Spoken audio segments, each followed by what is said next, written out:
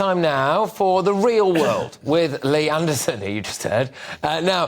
Lee, you were at this 1922 committee hearing. So this is the backbench Tory MPs, OK? Now, they were with BBC Director General Tim Davie today. He was taken to task over, amongst other things, the broadcaster's Israel coverage, in particular this bizarre refusal that we've got to brand Hamas terrorists. I wanted to get your thoughts on this, but before we do, Lee, I'll just hear from your colleague, a fired-up Jonathan Gullis. He spoke exclusively to our political editor, Christopher Hope, right after this meeting. Watch and listen. Jonathan Gullis, you were there at this meeting with the Director General Tim Davie of the BBC. What was said? Well, I think a lot of us were left flabbergasted. What shocked me more than anything was the Director General argued back with colleagues and said that he would not agree with describing Hamas as terrorists because he was worried about how it might hurt the feelings of some people.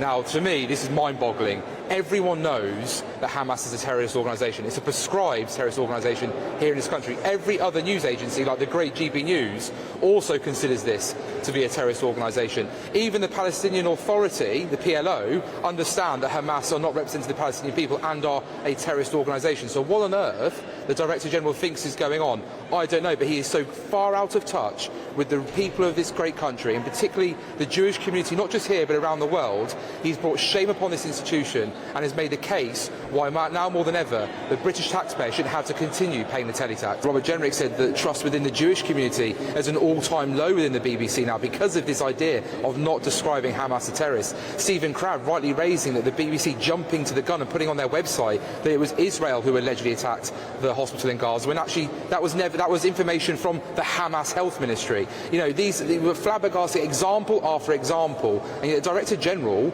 just seemed to keep saying that we need to do better. Well, need to do better is not good enough when the national broadcaster of our nation has brought shame upon our nation and made Jewish people in particular feel unsafe in the country they live in. If the BBC wants to go a certain editorial way, then so be it. But I personally believe it's now time, whilst the BBC is still funded by the taxpayer, that we have an independent review into the editorial news process of the BBC. Obviously, people did respect the fact that he even had actually turned up, but I'm sad to say it was a tone-deaf response to the questions that were put to him. Right, well, Lee joins me in the studio right now, and Tim Davie did offer one apology for the BBC's misreporting of that Gaza hospital. I believe you weren't happy with the answers that he offered for you. Well, you know, it was a private meeting, Patrick, but what I will say is that Jonathan Gullis there is spot on with the conclusion of the meeting. I came out early. I listened to him for about 5 or 6 minutes. I'd had enough. It was quite clear for me that he'd not come to hold his hands up. You know, I think it's been shameful over the past 2 or 3 weeks what's happened. The refusal of the BBC to label Hamas as a terrorist organisation, it seems very one-sided, it seems very biased, it seems impartial. And there's not much more to add from what my colleague Jonathan Gullis said. And he was hopping mad, and I was just, you know, beyond mad.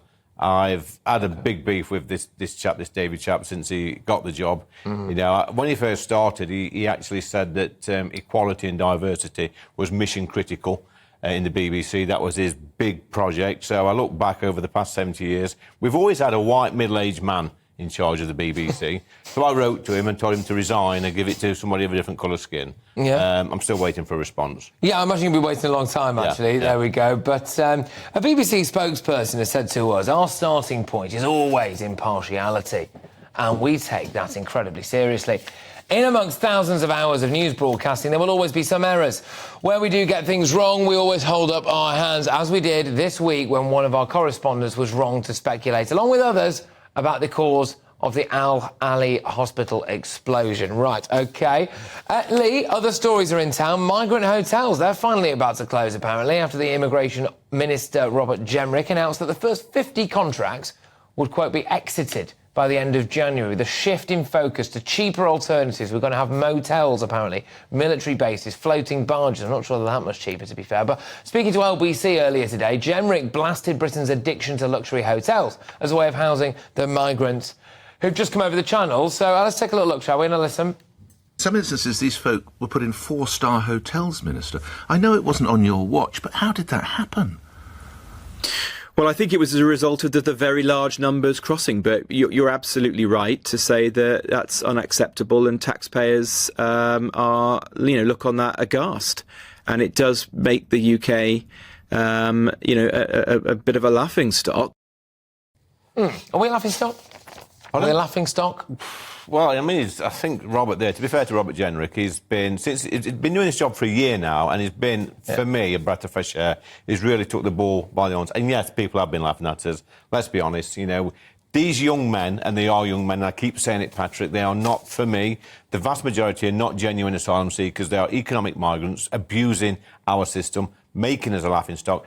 Don't forget that these young men, I've been to France, I've been to Calais, I've seen them, they're living in tents on pallets in the most squalid and horrible conditions. There's no wonder they want to risk their lives to come over to this country and get put up in a hotel. And quite frankly, we should be putting them in army camps and bases like this, in cheaper accommodation. The barges, I mean, I've suggested tents before. I mean, why on earth we're putting them in four-star hotels? It's beyond me. Yeah, no, I think a lot of people would agree with you, actually, and there are some very nice tents on the market. But moving on, Lee, the government has announced that parents on benefits, I know you feel very strongly about this, will now have to spend twice as long each week looking for work as part of their drive to wrestle down state support. Lee, is it time that we get tough on work-shy Brits? Well, I read about this earlier, Patrick. If people can spend up to 30 hours a week looking for a job, then surely they can spend 30 hours a week actually doing a job and getting paid. It's not rocket science, is it?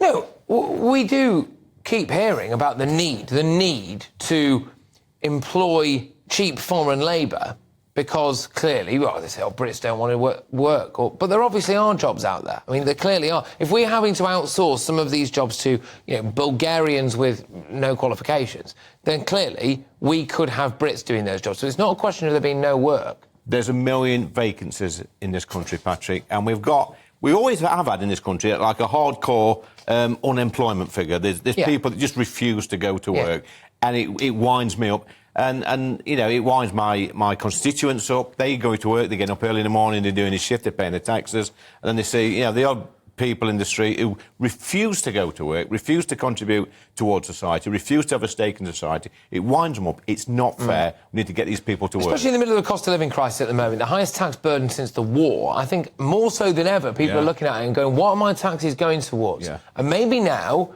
they're looking around them and they're looking at in the borough or wherever they live and thinking, am I paying for you? Well, they are paying for them. There is tens of thousands of people, like I say, Patrick, and I've said it since I got elected and before, that refuse to go to work. They think they're above going to work. They don't want to pay taxes. They don't want to contribute to society. But it's OK for muggins next door and muggins like yourself and me to go to work, pay them taxes, to pay for their benefits. It can be sickening. It can honestly be sickening. I don't mind. I'm sure, like most people who are just generally nice and all right. The benefit system, Patrick, is for people who it's a safety net. It should not be a way of life. Yeah. And sorry, but for some people, it's a career. And vast majority of people have no problem whatsoever helping people out if it gets, in an emergency or something. But if you can see someone trying to do something about it, but if you think someone's on the take and you've got a problem with that, and I think you've got every right to have a problem with that. One more final one with you, Lee. Get your money's worth out of you tonight. Yeah. Over at Labour HQ, they've shared this poster on X, the artist formerly known as Twitter, which shows Rishi Sunak laughing next to the text that reads, struggling to cope with the cost of living, Tories say, F off. This comes after the defeated Tory candidate for Tamworth, Andrew Cooper, told jobless parents who cannot feed their families where to go if they were still paying a £30 a month phone bill. Lee, I mean, is this gutter politics from Labour? Is it fair enough? It's gutter politics. They're sinking to a new low. It's desperate, Patrick. And I think just in defence of my colleague Andy Cooper, who I've met, by the way, campaigned for him up in Tamworth, I think he drew a diagram where like a flowchart with... it was about people out of work spending their money on other stuff, non-essential items, like Sky TV. And quite frankly, he's only echoing the thoughts of millions of people up and down the country, like we've just discussed. If you've got enough money at the end of the month to pay for your phone contract or Sky TV, then you've got enough money to feed your kids. Or something. It's as simple as that. OK, all right. Look, Lee, thank you very much, as ever. Great to have you on the show. Fantastic to have you on the channel. Right, OK, that is Lee Anderson, Deputy Chair of the Tory Party.